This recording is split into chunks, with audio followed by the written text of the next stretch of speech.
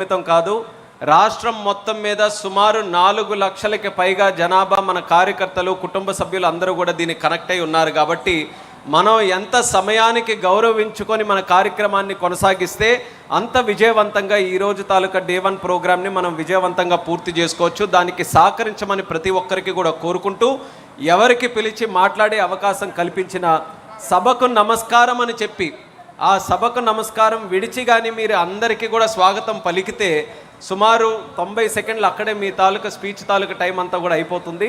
కాబట్టి ఆ కాలాన్ని మీరు సద్వినియోగం చేసుకోవాల్సిందిగా కోరుకుంటూ, ఇదే తీర్మానం, కార్యకర్త అధినేత అనే తీర్మానాన్ని బలపరచడానికి మరి సీనియర్ నాయకులు మన ఎంఏ షరీఫ్ గారిని ఆహ్వానిస్తున్నాం.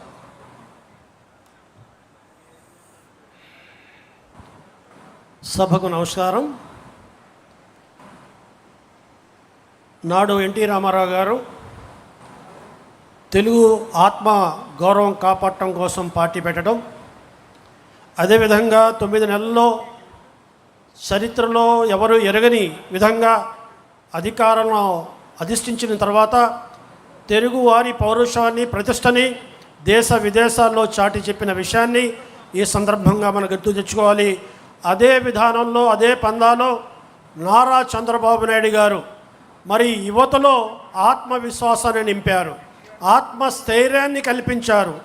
ఐటీకి బంగారు భవిష్యత్తు ఉందని ముందుగా గ్రహించి ఉన్నత విద్యని మరి యువకులకి అందుబాటులో తీసుకొచ్చి అనేక లక్షల మందిని మరి ఇంజనీర్లుగా మరి అవకాశం కల్పించి వాళ్ళని దేశ విదేశాల్లో వాళ్ళు మరి ఆర్థికంగా నిలదొక్కునే విధంగా ఉద్యోగ అవకాశాలు కల్పించి ఆత్మస్థైర్యాన్ని నింపిన విషయాన్ని కూడా ఈ సందర్భంగా మనం గమనించాలి.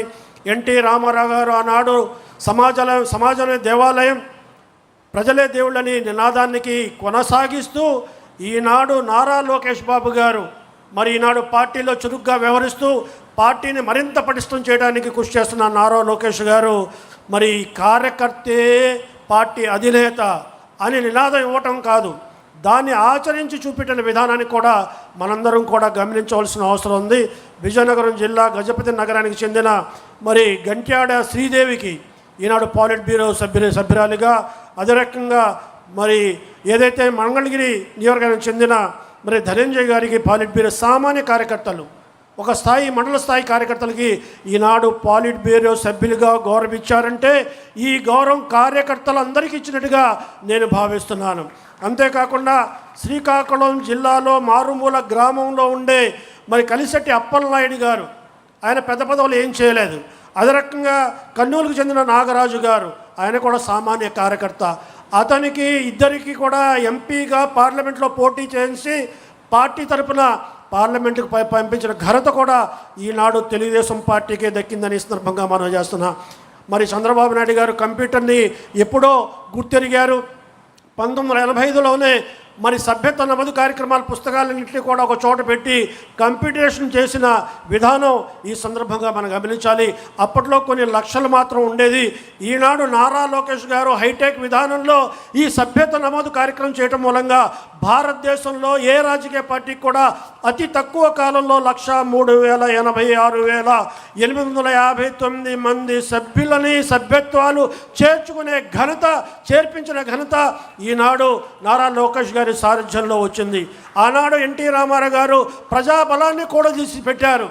82లో పార్టీ పెట్టి 83లో నెగ్గిన తర్వాత లక్షలాది ప్రజలు ఓటర్లుగా మరి పార్టీ అభిమానులుగా ఉంటే ఈ పార్టీ అభిమానుల్ని, ఓటర్ని ఏ రకంగా పటిష్టం చేయగలుగుతాం అనేది మరి పార్టీ వ్యవస్థాపక నిర్మాణాన్ని ఆనాడు 1985 నుండి ఇప్పటి వరకు కూడా దాని నిర్మాణాన్ని దశలుగా దాన్ని పటిష్టం చేస్తూ ముందుకు సాగిస్తున్నారు. ఈనాడు పాలిట్ బ్యూరో కానీ, అదే రకంగా జాతీయ స్థాయి పార్టీ కమిటీ కానీ, రాష్ట్ర స్థాయి పార్టీ కమిటీ కానీ, అనుబంధ కమిటీలు కానీ, 26 జిల్లాల పార్లమెంట్ జిల్లాల కమిటీలు కానీ, అనుబంధ కమిటీలు కానీ ఈనాడు వేసుకోగలిగాం. అంతేకాకుండా మరి 992 1936 మండల పట్టణ డివిజన్ కమిటీలు కూడా మనం పూర్తి చేసుకోగలిగాం, పటిష్టమైన కమిటీలు వేసుకోగలిగాం. 992 గ్రామ వార్డు కమిటీలని మనం వేసుకున్నాం. ఇది పార్టీ విధానం, గతంలో అనుసరిస్తున్న విధానం. కానీ నారా లోకేష్ బాబు గారు ఈనాడు మరి ఈ పార్టీలో ఇంకా పటిష్టమైన వ్యవస్థ రావాలి, ఇంకా సహకారమైన వ్యవస్థ ఉండాలి అనే ఉద్దేశంతో క్యూబ్స్ అని తీసుకొచ్చారు. మరి క్లస్టర్ యూనిట్ బూతులని ఆ రకంగా 1875 క్లస్టర్ కన్వీనర్ని కన్వీనర్ని ఏర్పాటు చేసుకున్నాం. 769 యూనిట్ కన్వీనర్ని ఏర్పాటు చేసుకోగలిగాం. 46,397 బూత్ కన్వీనర్లు కూడా ఈనాడు క్యూబ్స్లో ఏర్పాటు చేసుకున్న విషయాన్ని కూడా ఈ సందర్భంగా మీరు గమనించాలి. పార్టీ నిర్మాణంలో ఎంత పటిష్టంగా ఉన్నామో ఇక్కడ మనకు ప్రస్ఫుటంగా కనపడుతుంది. అంతేకాకుండా కేఎస్ఎస్లో మరి కుటుంబ సాధారిక సభ్యుల్ని ఎప్పుడూ లేని విధంగా 100లో ఒకళ్ళని మహిళ, మరి అదే రకంగా జెంట్స్ నుంచి ఒకళ్ళు, మహిళల నుంచి ఒకళ్ళు పెట్టి మరి ఈనాడు మరి సుమారుగా 13,69,000 మంది కేసులను పెట్టారు. ఈ కేసులు కేవలం నామ కోసం వేసినవి కావు. ఎవరైతే స్టేజ్ మీద ఉన్నారో, ఎవరైతే జాతీయ పార్టీలో ఉన్నవాళ్ళు ఉన్నారో, ఎవరైతే రాష్ట్ర పార్టీలో ఉన్నవాళ్ళు ఉన్నారో, మనందరం కూడా ఎక్కడైతే కేసులో సభ్యులుగా ఉన్నామో, నేను కూడా ఒక కేసులో 100 ఓటర్లకు జవాబుదారీగా ఉన్నాను. ఆ 100 ఓటర్లలో నేను మమైకమై పార్టీ ప్రతిష్టని, ప్రభుత్వ ప్రతిష్టని పెంచే రకంగా మనం చేయవలసిన అవసరం మనందరి మీద ఉందనే విషయాన్ని కూడా ఈ సందర్భంగా గమనించవలసిందిగా మనం చేస్తున్నా. చంద్రబాబు నాయుడు గారు మరి ఏదైతే సామాజిక న్యాయం చేయటంలో మొట్టమొదటిగా ఉంటారు, సామాజిక న్యాయం చేయటం ఆయన ఎప్పుడు కూడా అన్ని కులాలు వచ్చినాయా లేదా, అన్ని కులాలు కలిసినాయా లేదా అని చెప్పే ప్రాధాన్యత, సమతుల్యం చేసే విధానం ఎప్పటి నుంచో ఆయనలో ఉంది. ఈనాడు ఏదైతే పాలిట్ బ్యూరోలో చూసుకుంటే 11 మంది బీసీలకి, 5 ఎస్సీలకి, 1 ఎస్టీ, 1 మైనారిటీకి ప్రాధాన్యత కల్పించారు. అంతేకాకుండా జాతీయ కమిటీల్లో 9 మంది బీసీలకి, 2 ఎస్సీలకి, 1 మైనారిటీకి ప్రాధాన్యత కల్పించారు.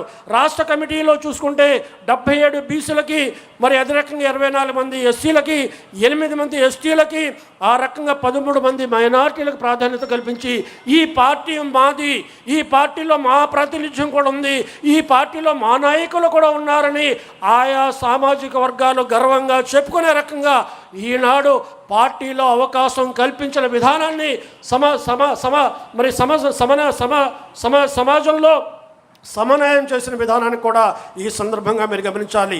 పార్లమెంటు కమిటీలో కానీ, మండల పట్టణ డివిజన్ కమిటీలో కానీ 50% బీసీ, ఎస్సీ, ఎస్టీ, మైనారిటీ మహిళలకి కేటాయించాలని నియమాన్ని ఈనాడు తూచా తప్పకుండా అమలు చేసే రకంగా చంద్రబాబు నాయుడు గారు ప్రత్యేక దృష్టి సారిస్తున్నారనే విషయాన్ని ఈ సందర్భంగా మనవి చేస్తున్నాను. ఈనాడు కమిటీలు నిర్మాణం చేసుకోవడం కాదు, ఆ కమిటీలు మెరుగైన పనితనం ఉండే రకంగా ఈనాడు చూడాలి. చంద్రబాబు నాయుడు గారు ఎప్పుడు చెప్తుంటారు, పై స్థాయి నుండి కింద స్థాయికి ఏదైతే ఆదేశాలు ఇస్తుంటామో, ఏదైతే కార్యక్రమాలు ఇస్తుంటామో, ఏదైతే ప్రోగ్రామ్స్ ఇస్తుంటామో, రాష్ట్ర స్థాయి నుండి పార్లమెంటు స్థాయికి, పార్లమెంటు స్థాయి నుండి మండల స్థాయికి, గ్రామ స్థాయిలకు చేరాలి. అదే రకంగా గ్రామ స్థాయిలో జరుగుతున్న చర్చల్ని మండల స్థాయి వాళ్ళు చర్చించాలి, ఆ సమస్యలు పరిష్కరించాలి. మండల స్థాయి వల్ల కాకపోతే శాసనసభ్యులు, ఇన్ఛార్జీలు చర్చించాలి, ఆ సమస్యలు తీర్చాలి. వాళ్ళ వల్ల కాకపోతే పార్లమెంటు స్థాయిలో ఈనాడు ఇన్ఛార్జ్ మంత్రులు పెట్టారు. DDRC కంటే ముందు జిల్లా సమన్వయ కమిటీ సమావేశం పెట్టుకుని ఆ జిల్లా సమన్వయ కమిటీ సమావేశంలో ఏవైతే సమస్యలు గ్రామ స్థాయిలో, మండల స్థాయి నుంచి వచ్చాయో ఆ సమస్యల్ని చర్చించి వాటిని పరిష్కరించే రకంగా కృషి చేయవలసిన బాధ్యత ఈనాడు ఈ కమిటీల మీద ఉంది. 2 ways ప్రోగ్రామ్, పైనుంచి కిందకి, కింద నుంచి పైకి, ఆ రకంగా రాష్ట్ర స్థాయిలో కూడా ఏవైతే సమస్యలు మరి మండల స్థాయి నుండి, పార్లమెంట్ స్థాయి నుంచి వచ్చాయో మరి ఆ సమస్యల్ని అవసరం అనుకుంటే రాష్ట్ర స్థాయిలో మరి పాలిట్ బ్యూరోలో కూడా చర్చించి మరి వాటిని పరిష్కరించే ఆలోచన చేసే విధానం మనలో ఉందనే విషయాన్ని ఈ సందర్భంగా మనం చేస్తున్నా. ఈనాడు ఈ కమిటీలను బలోపేతం చేసుకోవడమే కాకుండా వాటి పనితీరుని మెరుగుపరచడానికి అవసరమైన ఒక పార్టీ కార్యాలయాలు కావాలి. ఈనాడు రాష్ట్ర పార్టీ కార్యాలయం బ్రహ్మాండమైన జాతీయ పార్టీ కార్యాలయం అన్ని సౌకర్యాలతో, అన్ని సదుపాయాలతో మనం నిర్మించుకున్నాం. అదే రకంగా 26 జిల్లాలకి, ఈనాడు 2 జిల్లాలు కలుపుకుంటే 28 జిల్లాలకి, 2 జిల్లాలకి ఈనాడు పార్టీ కార్యాలయాలు ఉన్నాయి. ఇంకా 6 జిల్లాలకి పార్టీ కార్యాలయాలు ఏర్పాటు చేసుకోవడానికి శంకుస్థాపన జరిగింది, నిర్మాణం కొనసాగుతుంది. 6 జిల్లా పార్టీలకి, పార్లమెంట్ పార్టీలకి ఆమోదం ఇచ్చారు. రాబోయే రోజుల్లో 28 జిల్లాలకి జిల్లా పార్టీ కార్యాలయాలు ఏర్పాటు చేసే దిశలో ఈనాడు పార్టీ నిర్ణయం తీసుకుంటుంది. 175 నియోజకవర్గాలలో కూడా పార్టీ కార్యాలయాలు ఉండాలి. పార్టీకి ఎమ్మెల్యేలు వచ్చారు, ఎమ్మెల్యేలు పెద్ద కార్యం లేకుండా పోకూడదు. ఒక సొంత పార్టీ కార్యాలయంలో ఉండాలని కూడా నిర్ణయించి రాబోయే రోజుల్లో కూడా 175 కార్యాలయాలను ఏర్పాటు చేసుకోవడానికి ఈనాడు పార్టీ ఉపక్రమిస్తుంది, ఆలోచన చేస్తుందనే విషయాన్ని కూడా ఈ సందర్భంగా గమనించాల్సిందిగా మనం చేస్తున్నా.